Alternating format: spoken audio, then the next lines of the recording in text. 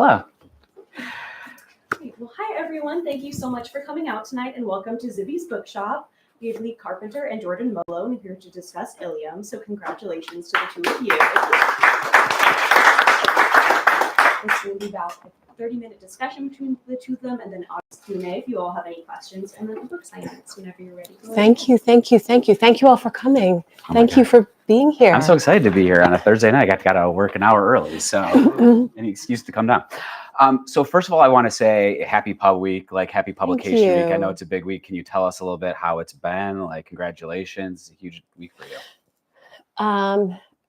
Well, my husband, who's also a writer, says when asked, like, what is it like to anticipate, when a book is about to come out, and he calls it the calm before the calm.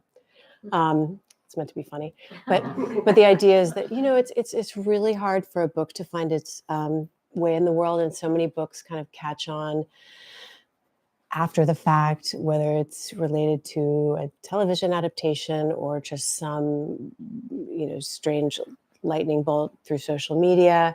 The traditional systems of launching a book have changed so much. So now sometimes the pub week is pretty quiet. I had a great pub launch actually with Zibby, who's the most supportive, force for women writers right now, I think, in the world. And she, that was terrific because she had a group of people come together who really were interested in espionage and wanted to talk about that subject matter. But I'm happy to be here, and hopefully we'll be doing a few more events. But I think the nice thing is you sort of, like giving birth, you have to sort of let go and hope it finds its way. I'm so curious, what does a group of people interested in espionage look like? And how do I join it? Yeah. Well, outside of employees of the CIA, I think it looks like a group of women who really like The Night Manager. It's sort of, if you love The Night Manager, I think you'll like Ilium.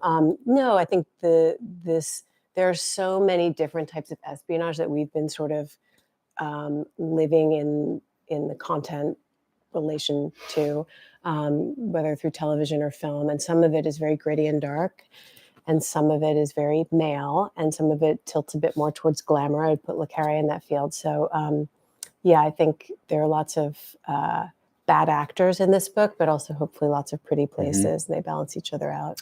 And this is your third book. So, yes. So is it getting easier for you, hard? Is it the same? What's the experience like from start to finish now that you've done it a couple times? I think you are able to look back and see what you did wrong. Mm-hmm. Actually, my last book was an attempt to write about the spy world and espionage, and I'm proud of it, but I see now where I was not able to quite do with the plot what I hope I was able to do with this book. I think when I first started studying spies and espionage and CIA, and I'm not alone in this, it was also exciting for me to learn about, that I really wanted to prove to the reader that I really knew what I was talking about. In my first book, I was so anxious to prove to the reader that I knew about special operations that I included a glossary at the end of the book. And I now look back completely mortified that I did that. But I wanted to get the A. I wanted to prove I've really done the work. And I think by the time I came to this book and had worked on so many iterations of spy stories, I kind of had absorbed the knowledge and could put it away and just tell a story. Because I do think when I watch the shows that I have loved most, or as often writing teachers will say, they're telling you, not showing you. And I think in my earlier writing, I was anxious to do a lot of showing. So I would be invited into the club of writers who were allowed to write about war or allowed to write about espionage. The truth is, anyone's allowed to write about anything. But these topics, which have traditionally been, books by men, about men, for men, can feel intimidating to a female writer. And when I first went down the research path on my last book, I had someone very senior at CIA who said, Lea, women can't write espionage. Women only write crime. And I thought a lot about that, because I don't think he was challenge accepted. Yes, and I don't think he was trying to be a jerk, but I think crime, espionage, these are actually pretty kind of different genres. They require different things. So hopefully I wrote a classic work of espionage. Yeah. Whereas my last book was more a character study of a woman trying to figure out what her relationship to espionage was. And for people who haven't had a chance to read the book yet or just discovering it this week, do you want to talk a little bit about kind of like a brief summary about what it's about? Sure. So the book, before we spoil the hell out of it. I say I haven't quite given up my need to get the A. I do have an author's note in the book. And in the author's note, I point out that the book, in a way, was born out of my reading the story of a guy called William Buckley, who was our CIA station chief in Beirut in the 80s. And Buckley was kidnapped and assassinated. And many years later, there was a car bombing in Damascus that killed a Hezbollah leader called Imad Mughniyeh. And it was revealed kind of over time that the killing of Mughniyeh was revenge for the death of Buckley, who Mughniyeh had killed. And just this weird idea stayed with me of, what if you were young in your 20s and a friend of yours was killed? Would you wait 30 years to try and avenge that death? So I had this architecture of like a very long-standing operation. And then I kept coming back to what I learned again a little bit researching the last book, which is that the perfect intelligence asset is someone who's a bit vulnerable, someone who needs the job, whether for money, ideology, ego. And I came to think about the idea of a young woman who really doesn't know who she is and is really seeking some other life. And she wants meaning in her life, as we all do. And she doesn't like school and she has no money. And she just wants a chance at a different kind of life. And she ends up in the book, this young British girl, meeting a much older man. She falls madly in love with him and she marries him. When I was doing my research also, I had someone at the CIA who told me, Lee, asking someone to spy for their country is just like asking someone to marry you in this way. You ideally only ask that question once, and you ideally only ask it when you know the answer. And that was like a fun, cool thing to learn, but I couldn't let it go. And so I thought, what is the most extreme example of where you, as the prospective asset, could not say no, where you could only say yes to joining this secret world, as John le Carré called it. And I thought, what if you were asked by someone you really loved? And so I thought of the story design that her husband is the person who asks her to spy. And because she loves him, she can't say no. And then over the course of the book, if I did my job, you realize that there's a whole nother backstory about why he chose her. But it's really the story of this young woman and the world she gets pulled into, which is a world filled of things she never understood or knew, and how she deals with that, how she's dropped into this environment, this compound in Western France that's really owned by someone we learn was a Russian oligarch.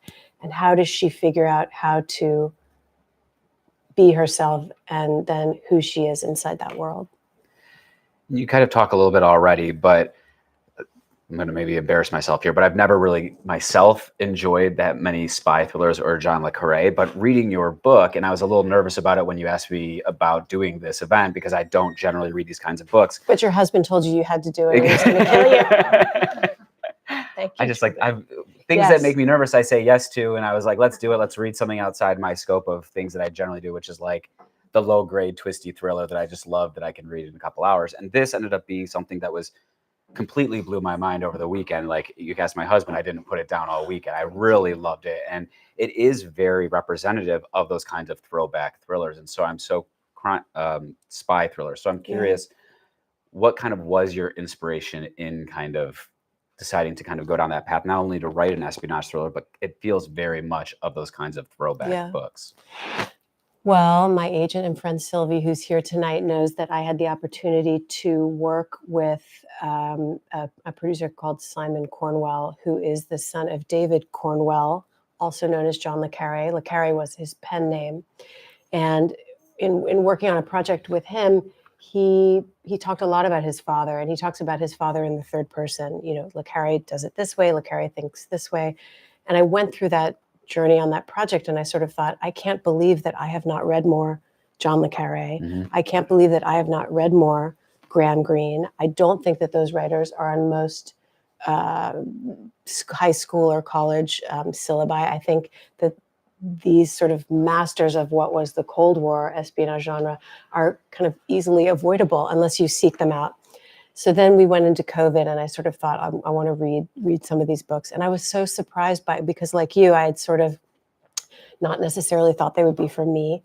And I fell so in love with these sort of classic practitioners of the genre and how they were doing something even more than what I had known from their reputations. They're writing real literature, of course, and they're writing something that tries to say something about the world that they're living in.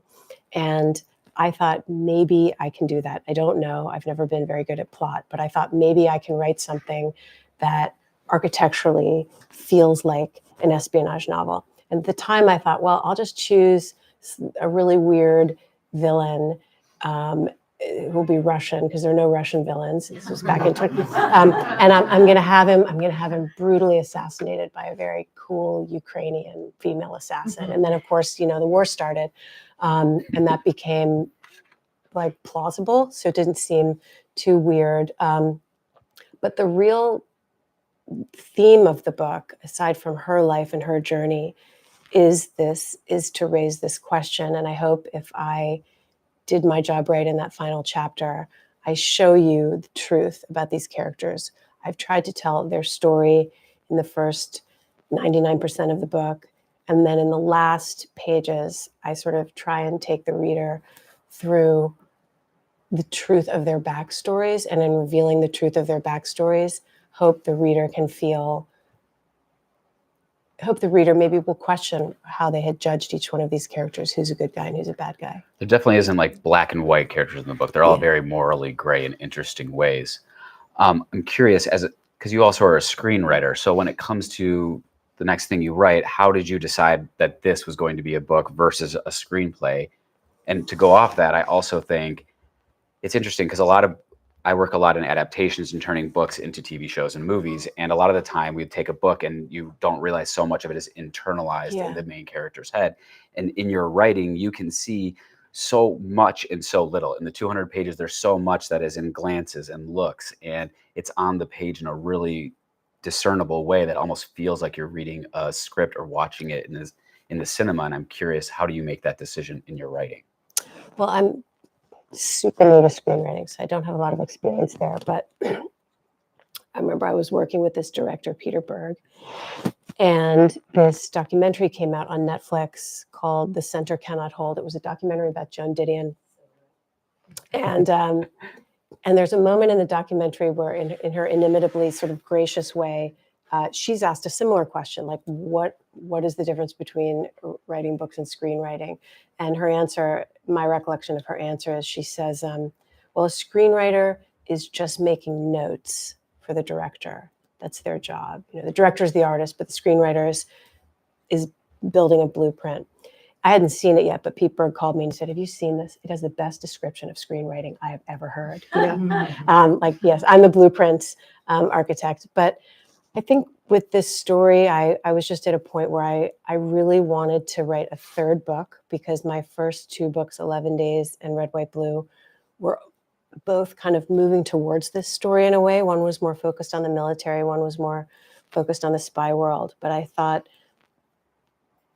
again, I don't know if I accomplished it, but what I set out to do in this book was marry what I had tried to do in the first two books and just tell a story. And I don't think I would have had the courage to try and do it as a screenplay in the first draft. The first draft of it felt more like something that was going to happen in prose, particularly because so much of it is her trying to understand where she is, which is the opposite of what you want in a propulsive, kinetic blueprint for a director. So you can kind of get away with more of this, I think, in a novel form. It's clear that Greek mythology plays a big role in your writing to some degree, especially in this book. And your first novel, 11 Days, is named after a section of the Iliad. Can we talk about the title of this book and what that means to the book itself? Sure. One of the other real pieces of the DNA of the book was a series of paintings that I saw, which is a painting cycle done by the artist Cy Twombly. And he called it 50 Days at Iliam, Iliam. And it was Twombly's depiction of the Trojan War. And when I saw those paintings, I thought to myself, wow, what would it be like if a veteran of a war who could afford to buy a bunch of paintings by Cy Twombly or by any notable artist could have all those paintings in his home because he wanted to live and remember what it was like to be a young warrior, because there's a lot in the book too about young warriors and old warriors. And so in the book, this old Russian character has built a structure on his property, which is housing these paintings that depict the war. And that was really the thinking behind that. The Iliad, yes, stayed in my mind because when I wrote 11 Days, I reread the Iliad at my editor's suggestion, and I had forgotten or maybe never knew that there's a scene, everybody knows the bare bones of the Iliad, but there's a scene near the very end of the Iliad, which is the scene where Priam, who's an old man, goes into Achilles' camp, and he's gone there to beg for the body of his son Hector back. Now, Achilles killed Hector to avenge the death of his best friend, some say lover, Patroclus. So Priam gets into the camp, he sits down with Achilles, and these two pretty tough guys end up weeping over their loss and bonding over their loss. And as a result of that, Achilles agrees to stand down his army for 11 days so that Hector can be properly buried. And that scene just always stayed in my mind as this just beautiful demonstration of empathy between two people who not only are on opposing sides of a conflict, but who literally have caused one another the greatest possible pain. I mean, the loss of a child or dear friend. So I return to that on the last page of this book too. I think it's just, if in some way these three books will stand together as telling one long story, then I wanted to really end on Priam and Achilles, because I was trying to say something about empathy. You liken two of the big characters in the book to Priam and Achilles. Our narrator, is she a character from Greek mythology, or is she outside of that? I think she's a little outside of it because she's the civilian who's come into this world of the war. You know, we have for quite some time been living in an era where the clear lines between who's a civilian and who's a warrior are not as well defined. And the idea that she has been chosen for this job, you find out at the very end of the book why she was actually chosen. But she was chosen for a mission when she never enlisted in any military, she never joined any intelligence service, but she's useful to them for a very specific reason. And so she's kind of looking in on whatever is, if there is a grand tragedy, she's doesn't know how she's participating in it until the end, I think. She's the Trojan horse. Yeah. Yes. There are three really big main male characters in this book. There's the husband, the handler, and then the Russian oligarch that you mentioned.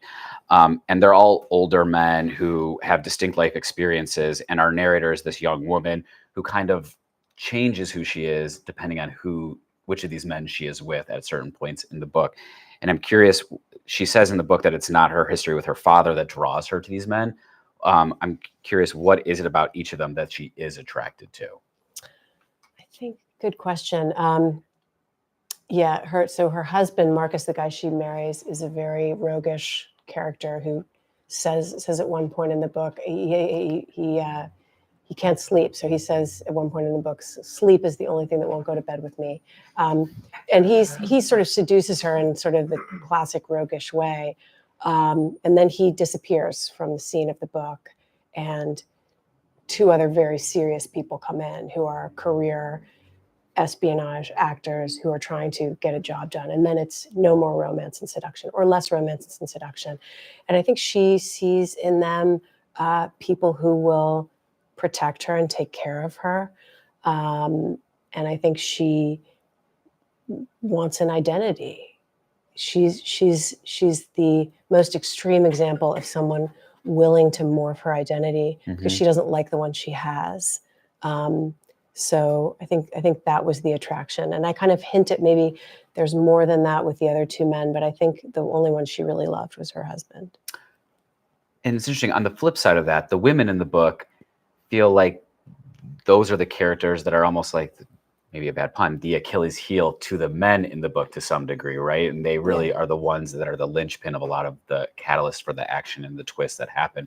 Can you talk a little bit more about some of the women in the book and how they play a role? Sure. So aside from my narrator, who doesn't have a name, there are two really strong-minded women in the book. A woman called Dasha, who's the wife, we think, of this Russian oligarch, and then her She was daughter, my favorite, by her the way. daughter Nikki. Well, she's ferocious. And the idea, again, with both of them, with all the characters, is that only at the end do we understand really what has been the 30-year journey that's brought all these people together. And Dasha herself was a Russian operative who was pretty senior ranking in the Russian government and ended up, for a series of reasons, marrying this guy, Edward. So you have Dasha and Nikki, who live in this compound on the French coast. It all feels very humane and glamorous. And then you have this sort of partner team of assassins. Sometimes they pretend to be brother and sister. Sometimes they pretend to be husband and wife.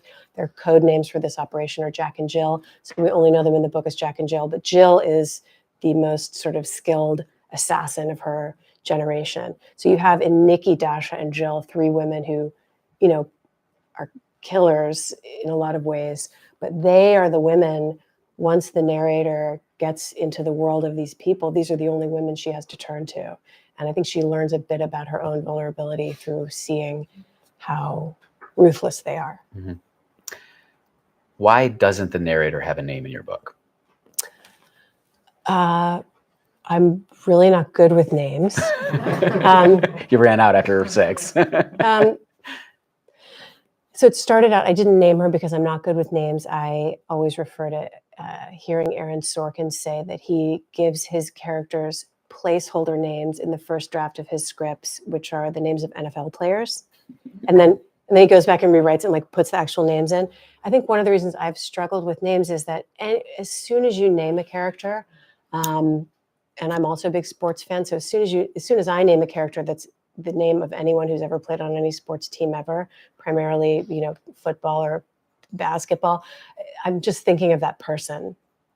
So I find names, the reader is going to bring a whole history of anyone they know with that name to that character. So I admire writers who don't fuss about names. So I didn't give her a name. And when I got about halfway in the book, and all the other characters are so foreign, they sort of have very foreign sounding names, I just thought I'll leave her a name and I'll see if it works, and I'll see if anybody, bumps on it or pushes back on it. And no one did, so she just stayed unnamed. The ultimate asset, she doesn't even have a name. It was interesting to me because, like we discussed previously, it feels like she is almost a mirror to some of these male characters and reflects back to them what they want to see in her. And so I was kind of expecting at the end that all of a sudden she would kind of take back her own agency and identity a little bit. So I was really curious about how you were kind of framing her in the book and kind of her journey, starting as this young unknown asset to all of a sudden becoming, who she is at the end. Maybe I should have done that. I think if I gave her agency at the end, I gave her clarity about what had happened. Yeah. In the end, she's looking back, and she knows what was going on, and she knows what happened and what the stakes were, and she understands. And I leave a little bit of ambiguity about where she's going from there. But as she moves around this compound with all sorts of complex characters, there's a child on the compound who's 9 years old, and that child really becomes her friend, if she has one true friend. And it's because of the relationship she develops with that child that I think she's able to continue on the mission, so to speak. Once she gets in there and she realizes that this child might be at risk, it gives her a new sense of purpose. So I love that. Can you talk a little bit about Marcus and the narrator's relationship? I think what's really interesting about your writing is there's not like sex scenes or a ton of romance, but the book is very sexy. The book is very romantic. And I think you're able to do so much with so little right at the top with Marcus and the narrative before you kind of transition away from Marcus and into some of these other big characters in the book. I just would be so curious to hear more about who Marcus is to you and how you were able to get so much out of him in such a little bit of that book. Oh, thank you. He plays such like a specter over so much of it. I don't think I could. I think if I ever tried to write a sex scene and it was in a book that I was delivering to my publisher, my editor would throw the pages in the fire. She's very averse. I remember I had a kiss in 11 days. And my editor, Shelley Wanger, sort of said, I think it's too much. What if they just allude to a kiss? So I've been sort of given PTSD by my editor not wanting any sex scenes. I'm glad you think it feels sexy. I definitely wanted it to. I think that I felt it would cheapen her recruitment if there was a sexual element, and tried to do it without sex. I really wanted her to have an affair with Raja, but then I kind of thought that's too lazy. Maybe that'll be in the sequel. I know he's so dashing, and everyone wants to, everyone wants to go to sleep with Raja. But I thought I had to try and give it this professional feeling after Marcus leaves the story. And I don't know. And I think with Edward, once she gets onto the compound and she develops this really deep relationship with this older Russian man, but it's not sexual, I think that question hangs in the air. She couldn't really literally consummate any of these relationships. I'm curious also, when you're writing this, were there specific scenes that you saw in your mind? Do you write linearly from start to finish? Like, where do you start with a book like this? Well, in this book, thank you for that question. This book actually started with what is now the second chapter. It started as kind of a short story that I did for a magazine called Cabana, which wanted to see if they could serialize fiction. It didn't work, so I only did it. I think I did it twice with them, but it started as the story of a young British woman who was just going to have sort of an adventure. And then as I mapped onto it, this sort of espionage story, I realized that in order to make the last chapter work, where it really moves into the third person and you're being told a macro story of the truth about all these characters, that I needed to add a new first chapter that also would take that kind of 10,000-foot view where you're looking at her, you're not inside her. So I wrote that new first chapter very, very late in the game. But is that the garden scene? Yeah. So I otherwise I pretty much wrote it all linearly. And is that how you traditionally have written your books, or is it just And what's the research like for something like this kind of book? It's talking to people. Your spy group? Yeah, my spy group. I'd done a bit of that. In this book, actually, I did the most research about this region in France because I wanted to find a place that was less well-known. And I remember when the Knopf jacket designers gave us the first pass of the cover of the book, it was this very beautiful palm tree. And, we all liked it. And then my editor said, I feel like I'm only saying negative things about my editor. I love her and owe everything to her. But she said, I don't think there are palm trees. No kissing, no palm trees. Yeah, she said, I don't think that this Cap Ferret has, on the west coast of France, has these palm trees. So I was so hell-bent about the palm trees, I got a girlfriend of mine who was there to send me videos of the palm trees there. The palm trees didn't make it onto the cover. But I did a lot of research into that region because I was also interested in this idea of when really, really bad people sort of semi-retire, what are the places that they would go to hide? And this seemed like a pretty good one. Did you have to take a research trip? No, I'm hoping my publisher will send me there now. When the book comes out in France, maybe I'll get to go there. But it's sort of a rough French equivalent of our Cape Cod, but has a real link to Paris. It needed to be a place that was within a helicopter distance to Paris. So I did a lot of fun research about that, and a lot of the espionage research had kind of spilled over from the last book. And that was just talking to people, really. And for you, Sorry, I lost my train of thought for a sec. For you, when you wrote it, how long did it take you from start to finish? How long does that process take for you? With this book, the first draft was quick. It was about 5 months because it was COVID and it was a very weird time in all of our lives. And the book was such a happy place to go to and try and figure something out. It drastically, altered in the second draft. But the first bit, because I was really on deadline to deliver it for these serializations, it got written pretty quickly. And I knew there was her character, and I knew there were going to be these interlocked killings. That was kind of all I knew when it started, and then everything else sort of came over time. I think being here in LA, the big question is,